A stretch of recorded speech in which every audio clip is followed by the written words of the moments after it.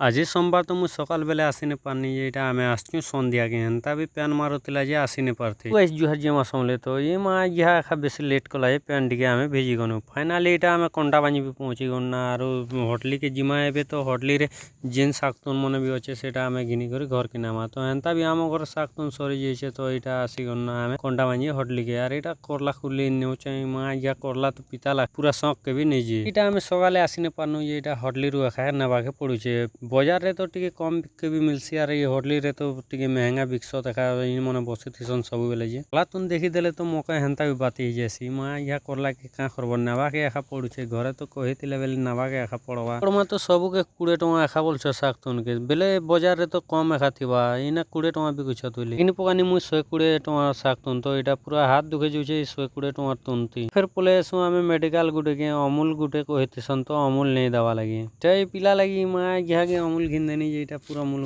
हसुचे तो देखी पाते ये एखा पीवा सब ये आम अमूल उमूला घिनी कर यहाँ पले जाऊँ आम बजार फिर यहाँ आम आसी गनु चाउल बोरा खावा लगी चाउल बोरा खावा छाणी माँ यहाँ देख काण कहवा यहाँ लाइक कर बोली कहसी कर यहाँ मुझे खुए देमी तो यहाँ चाउल बोरा बेस टेस्ट लगुला तो यहाँ आम खे खुआ कर पले आसू फिर वीडियो जदि भल लगला बेले लाइक गुटे कर दियो और फॉलो गुटे कर दियो नहीं कले भी गेंदे भाजी शाक पिणे लाइक नहीं कले गेंदे